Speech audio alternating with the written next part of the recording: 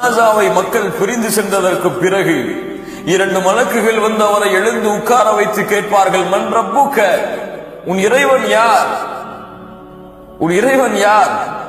அப்படியே மனனம் செய்து விட்டு இதனுடைய பதிலை அப்படியே இரவு முழுக்க பாடம் செய்து விட்டு ஒப்பித்து விடலாமா? ரப்பி அல்லாஹ். இது சாதாரண ஒரு கேள்வி. அல்லாஹ் யார், உன் இறைவன் யார் என்று கேட்டால் 24 மணி நேரம் சொல்கிறோம் அல்லாஹ் என்று. அப்படி அந்த நேரத்திலும் பதில் சொல்லி விடலாமா? இல்லை கண்ணியத்துக்குரியவர்களே, இது சாதாரண கேள்வி அல்ல. இது ஒரு சாதாரண ஒரு பதிலை சொல்லக்கூடிய கேள்வி அல்ல. மன் ரப்புக என்ற கேள்வி.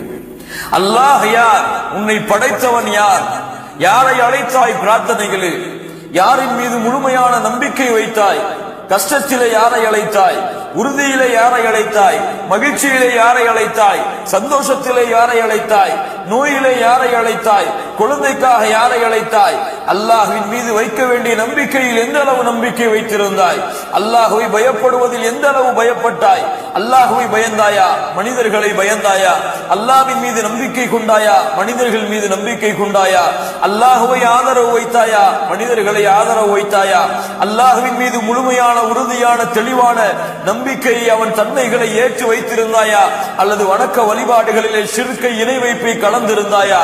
இந்த எல்லா தன்மையிலும் தௌஹீதிலே சுத்தமாகி தூய்மையாகி பரிசுத்தமாகி எல்லா அம்சங்களிலும் யார் முழுமையாகி அல்லாஹ்வை ரப்பாக ஏற்று அவர் அதிலே உறுதியாக இருந்தார்களோ அவர்களால் தான் சொல்ல முடியும் ரப்பி அல்லாஹ், என்னை படைத்த இறைவன் அல்லாஹ், என்னை பரிபாலித்தவன் அல்லாஹ், எனக்கு உணவளித்தவன் அல்லாஹ், என்னை காத்தவன் அல்லாஹ், என்னை ஆதரவு வைத்தவன் அல்லாஹ். நான் நம்பிக்கை வைத்திருந்தது அவன் மீதுதான், நான் அழைத்தது அவனைத்தான், நான் வணங்கியது அவனைத்தான்.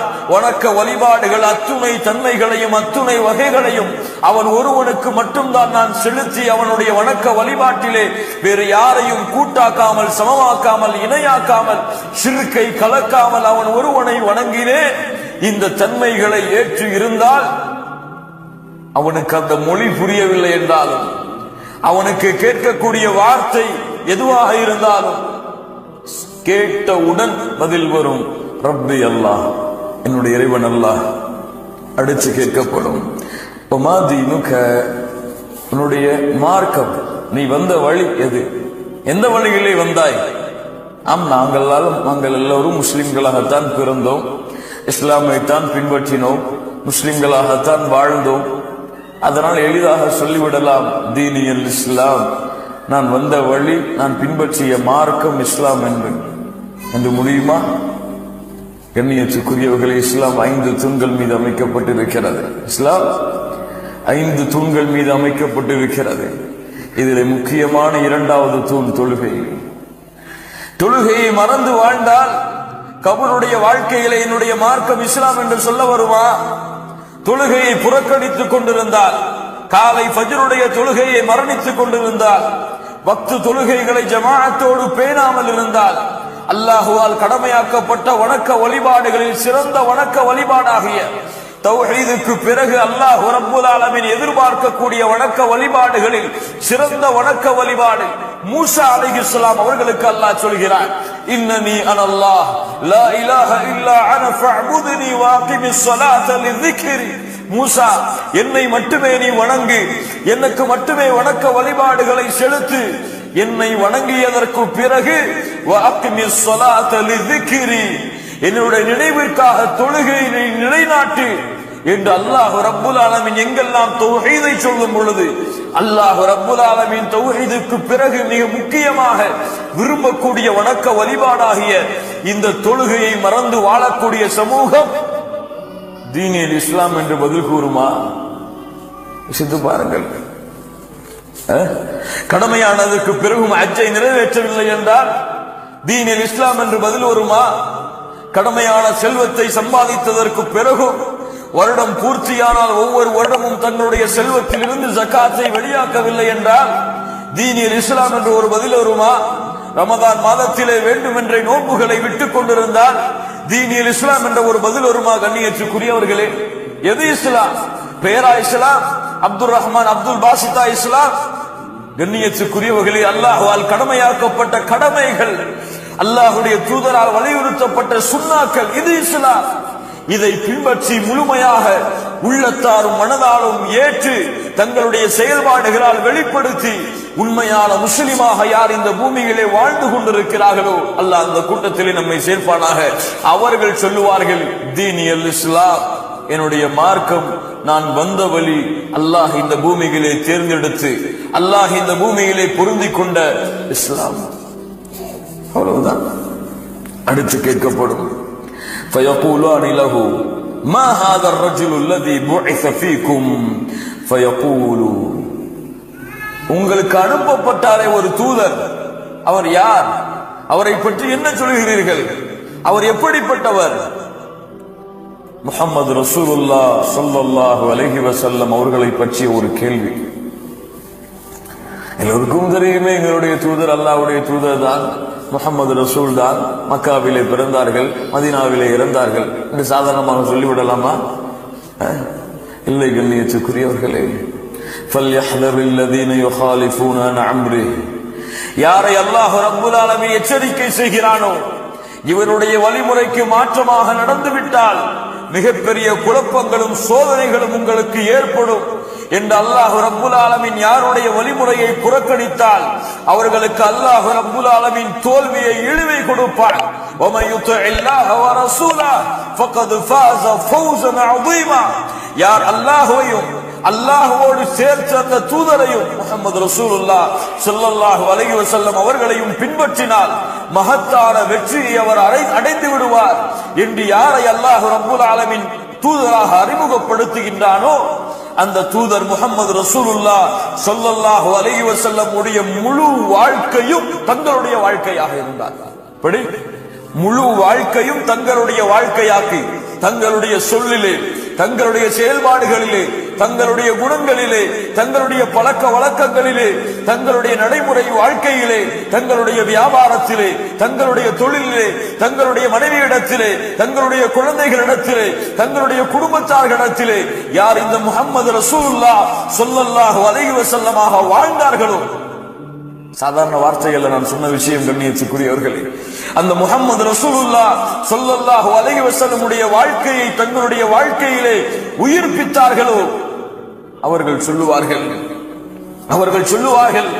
ஹுவ ரசூலுல்லாஹி ஸல்லல்லாஹு அலைஹி வஸல்லம், இவர்தான் அல்லாஹ்வால் அனுப்பப்பட்ட தூதர், அல்லாஹ்வால் அனுப்பப்பட்ட ரசூல் முஹம்மதுன் ஸல்லல்லாஹு அலைஹி வஸல்லம்.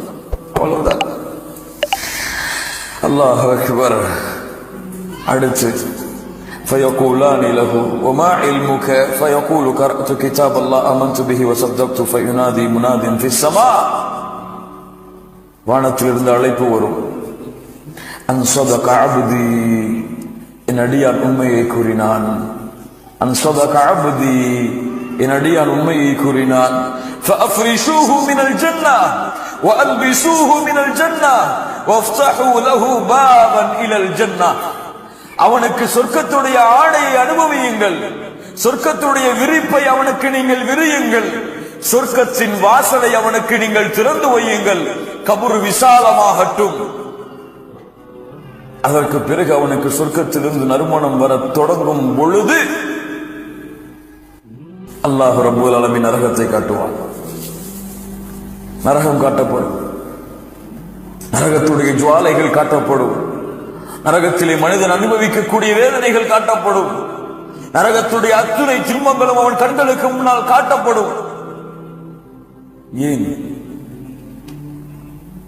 ஒன்று, அல்லாஹ்வுடைய தூதர் முஹம்மது ரசூலுல்லாஹ் ஸல்லல்லாஹு அலைஹி வஸல்லம் சொன்னார்கள் அந்த அறிவிப்புக்காக. ஒவ்வொரு மனிதனுக்கும் நரகத்திலே ஒரு இடம், சொர்க்கத்திலே ஒரு இடம். அவன் நல்ல அமல்கள் செய்தால் அவனுக்கு சொர்க்கத்துடைய இடம் கன்ஃபார்ம். இது ரிஜெக்ட் செய்யப்படும். இது இல்லை என்றால் இங்கே கன்ஃபார்ம் ஆகும், அது ரிஜெக்ட் செய்யப்படும். இரண்டாவது, அல்லாஹ் அவனுக்கு கொடுக்க இருக்கின்ற அருளை அவன் அறிந்து கொள்ள வேண்டும். இதிலிருந்து அல்லாஹ் அவனை பாதுகாத்திருக்கின்றான், எந்த துன்பத்திலிருந்து அவனை அல்லாஹ் காத்திருக்கின்றான் என்பதை அவன் அறிந்து கொள்ள வேண்டும் என்ற காரணத்திற்காக நரகத்தை அல்லாஹ் ரப்புல் ஆலமீன் திறந்து காட்டி மூடுவான். சுப்ஹானல்லாஹி ரப்பில் ஆலமீன். அடுத்து அவனுடைய அமல்கள் எல்லாம் அவனுக்கு முன்னால் உருவமாக காட்டப்படும். அப்போது சொல்லுவான், அகிமிஸ்ஸாஅ, நம் கனௌமத்தில் அரூஸ், ஒரு புதுமகன் தூங்குவது போல உறங்கு என்று சொன்னவுடன் சொல்லுவான், ஏன் உறக்கம்? அகிமிஸ்ஸாஅ, மறுமையை ஏற்படுத்துங்கள் இப்போதே. ஏன்? ஏதோ சில இன்பங்கள் தான் எனக்கு சொர்க்கத்தில் இருந்து கிடைக்கிறது, முழு இன்பத்தையும் அனுபவிக்க வேண்டும். அகிமிஸ்ஸாஅ, மறுமையை விரைவுபடுத்துங்கள். சுப்ஹானல்லாஹி ரப்பில் ஆலமீன். சொல்லுவார்கள், மனிதா, அது எப்போதெல்லாம் உனக்கு கிடைக்காது, நீ தூங்க, அல்லாஹ் மறுமையை ஏற்படுத்துவான். அந்த மனிதன் தூங்குவதற்கு தயாராவான். மறுமை வரை அவனுக்கு உறக்கம் தான். அல்லாஹ் அந்த கூட்டத்தில் நம்மை ஆக்குவானாக. அதற்கு பிறகு பாவம் செய்த ஆத்மாவாக இருந்தால், குற்றம் செய்த ஆத்மாவாக இருந்தால், பாவிகளுடைய உயிரை கைப்பற்றக்கூடிய மலக்குகள் உயிரை கைப்பற்றி வானத்திற்கு கொண்டு சென்று தூக்கி எறியப்பட்ட அந்த உயிர் மறுபடியும் பூமிக்கு கொண்டு வரப்படும். கபரிலே விசாரணைக்காக வைக்கப்படும். அந்த காலடி சத்தத்தை கேட்டு முடிந்ததற்கு பிறகு அவர்களையும் எழுப்பி உட்கார வைக்கப்படும். கேட்பார்கள், மன் ரப்புக, உன் இறைவன் யார்? அல்லாஹுவை ஏற்றுக்கொண்டிருந்தாலும், அல்லாஹுவை ரப்பாக இந்த பூமியிலே தெரிந்து கொண்டிருந்தாலும், அதிலே உறுதியாக இல்லாமல் அல்லாஹ்விற்கு செய்யக்கூடிய வணக்க வழிபாடுகளை அல்லாதவர்களுக்கு செய்தார்களோ, அல்லாஹுவை அழைத்து பிரார்த்திக்காமல் யார் அல்லாஹுடைய நல்லடியார்களை தர்காக்களிலே சென்று அழைத்து பிரார்த்தித்தார்களோ, யார் அல்லாஹ்வின் மீது முழுமையான நம்பிக்கை வைக்காமல் அல்லாஹ்விடத்திலே தங்களுடைய தேவைகளை கேட்டு முறையிடாமல் அல்லாஹுடைய நல்லடியார்களிடத்திலே தேவைகளை கேட்டு முறையிட்டார்களோ, அவர்கள் அல்லாஹுவை அல்லாஹ்வென்று தெரிந்திருந்தாலும் அந்த தன்மைகளை அல்லாஹ்வுக்கு மட்டுமே சமமாக்காமல், அல்லாஹ்வுக்கு மட்டுமே தூய்மையாக்காத காரணத்தால் என்ன கேட்கிறீர்கள், எனக்கு அதை பற்றிய ஞானம் இல்லை என்று சொல்லுவார்கள். அல்லாஹ் அக்பர், அல்லாஹ் பாதுகாப்பானாக. அதற்கு பிறகு கேட்கப்படும், உமா தீனுக, எது மார்க்கம், எது இஸ்லாம், எது உன்னுடைய வழி? முஸ்லிமாக இருந்தாலும் சரி, பேரளவில் முஸ்லிம்களாக இருந்தாலும் சரி, லா இலாஹ இல்லல்லாஹுவை நாவால் கூறியிருந்தாலும் சரி, அல்லாஹுடைய தீன் வாழ்க்கையில் இல்லை என்றால், அல்லாஹுடைய வணக்க வழிபாடுகள் வாழ்க்கையில் இல்லை என்றால், குறிப்பாக அல்லாஹ்வால் கடமையாக்கப்பட்ட அந்த 5 கடமைகள் அவர்களுடைய வாழ்க்கையிலே செயல்பாடாக இல்லை என்றால், எனக்கு தெரியாது, அதை பற்றிய ஞானம் இல்லை. மூன்றாவதாக கேட்கப்படும், இந்த மனிதரை பற்றி என்ன சொல்கிறாய்? அல்லாஹுடைய தூதர் முஹம்மது ரசூலுல்லாஹ் ஸல்லல்லாஹு அலைஹி வஸல்லம் அவர்களை தூதராக ஏற்று இருந்தாலும் சரி, பின்பற்றவில்லை என்றால், எனக்கு தெரியாது, இதை பற்றிய ஞானம் எனக்கு இல்லை என்று சொல்லி விடுவார்கள். அவ்வளவுதான். வானத்தில் இருந்து அழைப்பு வரும். வானத்தில் இருந்து அழைப்பு, யுனாதி முனாதி மினஸ் ஸமா அன் கதப் ஃபஃப்ரிஷூஹு லஹு மின் நார். அவன் பொய் கூறுகிறான், அவனுக்கு அது தெரியவில்லை, அவன் மறுத்து விட்டான். அவனுக்கு நீங்கள் ஃபஃப்ரிஷூஹு லஹு மினன் நார், நரகத்துடைய விரிப்புகளை அவனுக்கு நீங்கள் விரியுங்கள். வஃப்தஹூ லஹு பாபன் இலன் நார், அவனுடைய கதவை நரகத்தை நோக்கி நீங்கள் திறந்து வையுங்கள். அதனுடைய வெப்பம், அதனுடைய ஜுவாலைகள் அவனை எரித்துக் கொண்டிருக்கும். கபர் அவனை நெருக்கிக் கொண்டிருக்கும். 2 விழா எலும்புகளும் சேர்ந்து விடும் அளவிற்கு அந்த கபருடைய நெருக்கம் அவனை தொடர்ந்து கொண்டிருக்கும். அல்லாஹ் எப்போது நாடுகிறானோ அதுவரை, அல்லது மறுமை நாள் வரை. பாதுகாப்பானாக. சுப்ஹானல்லாஹ். சம்பட்டிகளை கொண்டு மலக்குகள் அவனை அடித்துக் கொண்டே இருப்பார்கள். அவனுக்கு அந்த வேதனையை கொடுப்பதற்கு முன்னதாக சொர்க்கத்தை அல்லாஹ் திறந்து காட்டுவான். சுப்ஹானல்லாஹ். அல்லாஹ்வுடைய சோதனையை பாருங்கள். சொர்க்கம் திறந்து காட்டப்படும். இங்கே பார், சொர்க்கத்துடைய இன்பங்களை பார்த்து ரசிப்பான். சொல்லப்படும், இங்கே உனக்கு ஒரு இடம் இருந்தது, இங்கே உனக்கு ஒரு இடம் இருந்தது, ஆனால் இதற்கு நீ தகுதியானவன் அல்ல, நீ போக வேண்டிய இடம் அடுத்து வரப்போகிறது என்று சொர்க்கத்தை மூடி நரகத்திலே செலுத்தப்படும். யோசித்து பாருங்கள், கொஞ்சம் சிந்தித்து பாருங்கள். அது காட்டவில்லை என்றால் கூட அந்த வேதனையை அனுபவிப்பது அதுவும் சிரமம்தான். அதை காட்டி இருந்து வேதனை செய்தால் எப்படி இருந்திருக்கும் அவனுக்கு? தொழாதவன் எப்படி துடித்திருப்பான்? நோன்பு வைக்காதவன் எப்படி துடித்திருப்பான்? கடமையானதற்கு பிறகும் ஜகாத்தை வெளியாக்காதவன் எப்படி துடித்திருப்பான்? ஹஜ்ஜை நிறைவேற்றாதவன் எப்படி துடித்திருப்பான்? அல்லாஹ்வுடைய வணக்க வழிபாடுகளை புறக்கணித்தவன் எப்படி துடித்திருப்பான்? அல்லாஹ் ஹலாலாக்கிய சம்பாத்தியத்தை சம்பாதிக்காமல் வட்டியிலே அல்லாஹ்வால் தடுக்கப்பட்ட முறைகளிலே சம்பாதித்தவன் எப்படி துடித்திருப்பான்? அதை விட்டிருந்து அங்கே சென்றிருக்கலாமே. எவ்வளவு தூக்கத்தில் இருந்தாலும் எழுந்து தொழுது இருக்கலாமே. எவ்வளவு நோயிலே கஷ்டத்திலே சிரமத்திலே இருந்தாலும் பள்ளியிலே அதான் சொல்லப்பட்ட பிறகு பள்ளிக்கு சென்றிருக்கலாமே என்ற ஆசை வருமா? வராதா? முடியுமா? 1000 முறை எழுந்து சென்று அல்லாஹ்விடத்திலே அனுமதி கேட்டாலும் நடக்குமா? 1000 முறை அல்லாஹ்வே சுப்ஹான் அல்லாஹ் சுப்ஹான் அல்லாஹ் என்று புகழ்ந்தாலும் அல்லாஹ்வுடைய இரக்கம் வருமா? 1000 முறை செய்த பாவங்களுக்காக அல்லாஹ்விடத்திலே தௌபா செய்து மன்றாடினாலும் முடியுமா? முடியாது. அவ்வளவுதான். கபருடைய வேதனை அன்றில் இருந்தவனுக்கு தொடக்கமாகும். சுப்ஹானல்லாஹி ரப்பில் ஆலமீன். எண்ணியத்துக்குரியவர்களை